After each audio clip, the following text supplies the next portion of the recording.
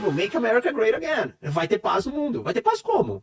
Tipo assim, como é que é essa paz? Como é que nós vamos ter paz? Não vai ter guerra nos 4 anos enquanto você estiver ali? Cada coisa dessas que você der para esses países, cada território desses que você abdicar de defender e entregar para esses países, você fará eles mais fortes. E quando eles ficarem mais fortes, você acha que eles vão querer o quê? Mais ou menos. Se você pode mais, se você é mais forte, se você é mais rico, você controla mais território, se você está mais seguro, porque você controlou os territórios que te deixam em desvantagem, qual que é o seu próximo passo? Continuar expandindo, você está mais confiante. Total, é isso aí. E se o suposto cara durão, firme, machão, que toma tiro, levanta e serra o punho e fala fight, fight, fight, vai lá e me deu, vai ser uma mamata. Os próximos caras... Não só ele, né? Outros ditadores também... Isso, todo podem ter mundo ideias. vai olhar e vai falar, lindo. Essa é a paz que os Estados Unidos aderiu. Os Estados Unidos aderiu para o tipo de paz entreguista. Ah, mas a Ucrânia não tem nada a ver com a gente. Oi? Como assim? Que mundo que você não entendeu o que a Ucrânia representa? Que mundo que você não entendeu o que Taiwan é? Não, a Taiwan é uma ilha, ela já é da China. Ela já é da China, uma ova. Ela nunca foi da China. Ela foi muito mais de um monte de outras coisas do que da China. É só, assiste meu vídeo, Geopolítica de Taiwan, no meu canal, e você vai ver 2 horas e meia de aula só sobre a ilha, sobre a história da ilha. Tem uma discussão profunda histórica da onde realmente é Taiwan. E Taiwan é um país, é uma etnia independente, que por um momento ficou dominado pela China. Mas ficou dominado por vários outros países. Ficou dominado pelo Japão. E agora o Japão fala, não, Taiwan é minha.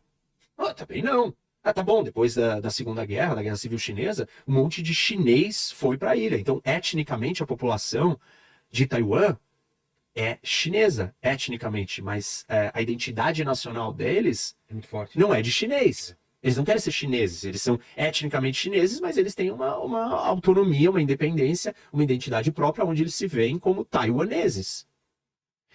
E aí, o ponto é o seguinte, se você acha que Taiwan não é relevante para os Estados Unidos, você não entendeu o quanto é relevante para a China. E aí você acha que não tem problema, então, a China ter o que ela quer? Bom, beleza. Então você não tá jogando, você não tá no jogo de competição e de rivalidade. Você tá no jogo de submissão. Você tá no jogo de esperar a hora que a China vai bater na minha porta e vai dominar Cuba. Mas Cuba é importante para os Estados Unidos?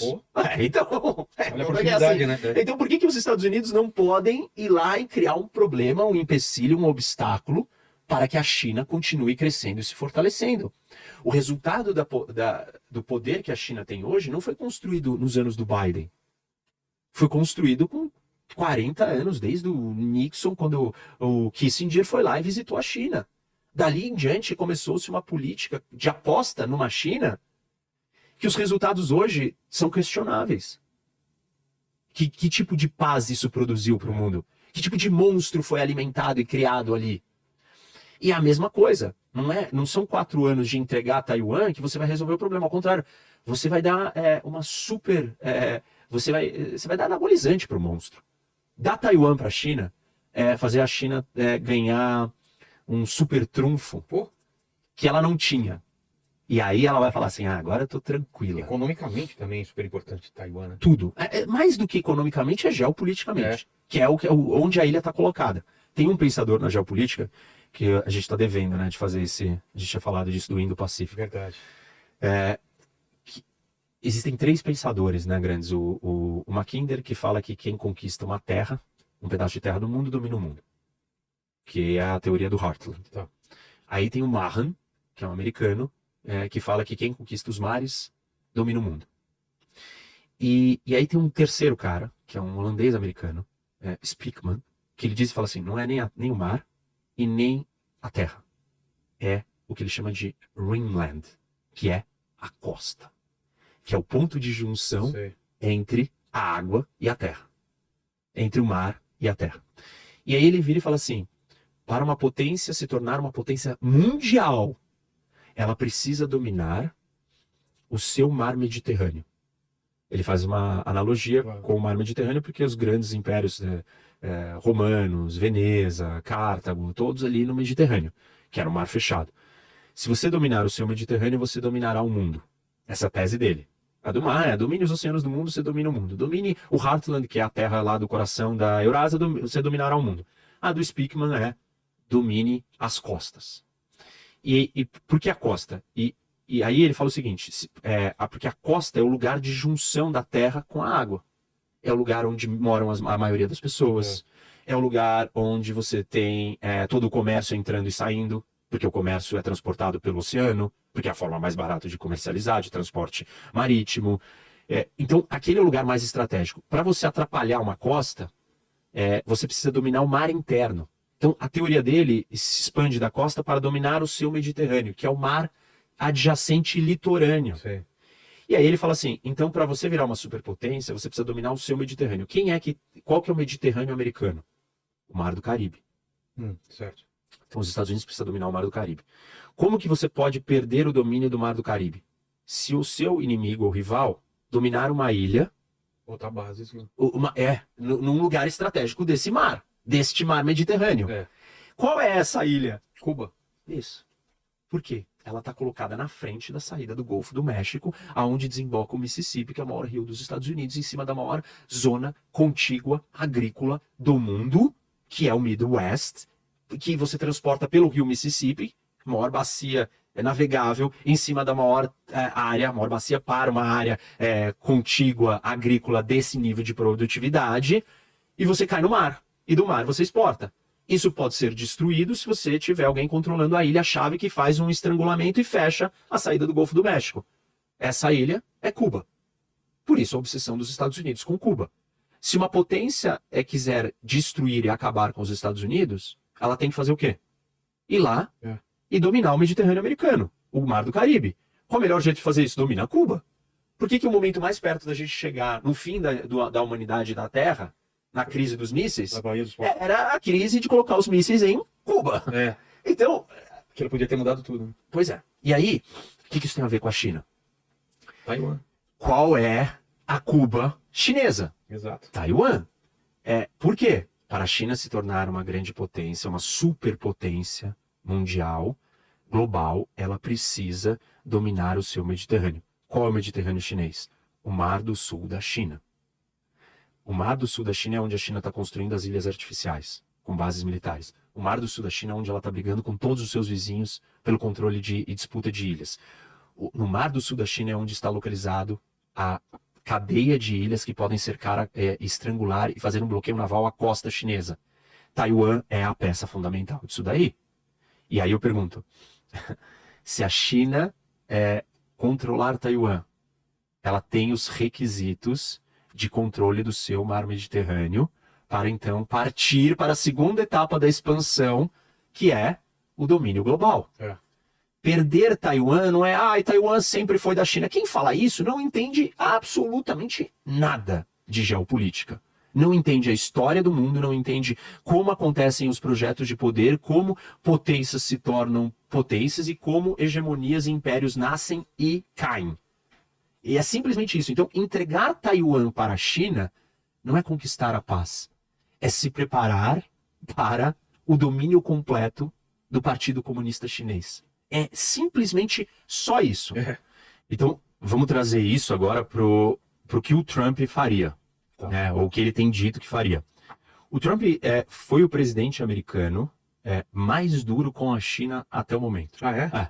Que com sanções? Com questão comercial, econômica, Tem a questão também protecionismo. O Elon Musk injetou uma grana, fez campanha, porque ele está esperando também um protecionismo em relação à Tesla, provavelmente. Isso, com certeza. E outras coisas também. Mas o Trump foi o presidente mais duro e eu entendo... E teve uma resposta da China? Teve uma retaliação econômica, né? Tem uma guerra comercial está acontecendo. Eu entendo que este movimento ele continuou absolutamente tudo que o Trump começou. Porque nos Estados Unidos, depois que o Trump deu o início nessa história, se criou um consenso bipartidário entre republicanos e democratas que a China é a maior ameaça. Todo mundo entendeu isso. Isso. E aí o Biden pegou tudo que o Trump começou a fazer e continuou e aumentou um pouquinho. Escalou. Isso.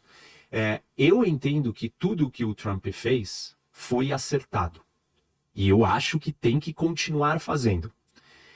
Ele diz que ele vai aumentar as tarifas aos produtos chineses. O que são tarifas? Tarifas são basicamente impostos sobre produtos importados. Então você fabrica uma coisa, a China fabrica, os Ele Estados compra um Unidos. carro importado, ele vai custar mais caro do que um carro feito aqui. Isso. Essa é a intenção. É para proteger a indústria local. Do ponto de vista econômico, os liberais, a economia, o pensamento liberal, isso é péssimo. É. Por quê? Porque você está fazendo um carro mais caro. Você, consumidor, eu, consumidor americano, estou pagando mais caro por um carro. Por quê? Porque o carro chinês pode ser que seja mais barato. Estou falando hipoteticamente, Claro, estou explicando. O carro chinês, ele estava vendendo aqui e nos Estados Unidos porque ele era mais barato. As fábricas americanas estavam indo mal porque a China conseguiu fabricar carros mais baratos, fazer coisas mais baratas. A China se tornou a fábrica do mundo porque ela fazia coisas mais baratas, por uma série de questões. Algumas legítimas e outras ilegítimas. Esse é Começou o com problema. falsificação e depois ela realmente aprendeu Não a só fazer. falsificação, como, por exemplo, ela não respeita questões ambientais, Trabalhista. leis trabalhistas, ela tem muita mão de obra, o cara fica lá num regime semi-escravo trabalhando.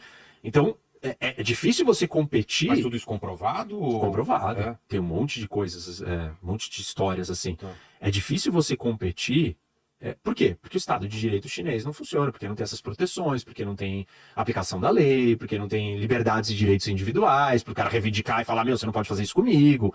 Então, não tem lei trabalhista, não tem um monte de coisas que vai proteger esse funcionário. E é difícil você competir nessas condições. Mas tudo bem, do ponto de vista econômico, esse produto seria mais barato. Ele era mais barato. E aí os Estados Unidos começou a se desindustrializar em uma parte por isso, porque a China começou a substituir. Só que isso começou a criar um problema político interno dentro dos Estados Unidos, porque as pessoas começaram a perder o emprego. E elas falaram, beleza, tá bom que eu posso comprar uma coisa barata, mas se eu não tenho emprego eu não posso comprar nada. E aí começou o dilema. Não, tá bom, a gente tem que fazer você trabalhar em outra coisa, porque nós somos uma economia para outra coisa, a gente é melhor em outra coisa. E essa é a lógica econômica da vantagem competitiva, a vantagem comparativa entre nações. Cada um faz melhor o que faz, e você compra daquele que faz melhor, e você maximiza o resultado, a utilidade, o fim econômico. Que é todo mundo ganhando, todo mundo comprando o melhor e mais barato. E do ponto de vista econômico, você não deixa e desperdiça dinheiro e produtividade. Se você cria uma tarifa, você está ferindo essa lei. Da lógica econômica, isso é muito ruim. E tem efeitos diretos para a população. Claro. Que a população vai começar a pagar mais caro. E isso pode trazer inflação também. Porque ela vai pagar uma coisa pior, mais cara. Então, assim, mas tudo bem. Por que eu acho que isso é acertado? Eu acho que o mundo tem que funcionar na lógica liberal do livre comércio, onde a competição seja livre e aquele que tem o melhor produto, com a melhor qualidade, com o melhor preço, vai ganhar o mercado. E é por isso que o capitalismo dá certo, por causa desta lógica. Ferir essa lógica é a destruição do capitalismo. E isso é um problema para a economia do mundo e para o mundo. Então, a gente tem que tomar cuidado o quanto disso vai fazer. Por que eu acho que é aceitável fazer isso no caso da China? Porque a China tem um projeto imperialista de um partido comunista que usa essa vantagem econômica para se preparar para dominar todo mundo. E a China só chegou na posição de poder querer desafiar o mundo porque ela cresceu economicamente. Claro. Então está na hora da gente rever esta política. Quem tem que rever são os Estados Unidos. E os Estados Unidos tem que rever. E o Trump disse, eu não vou mais dar tudo para a China. E eu acho que ele está certo.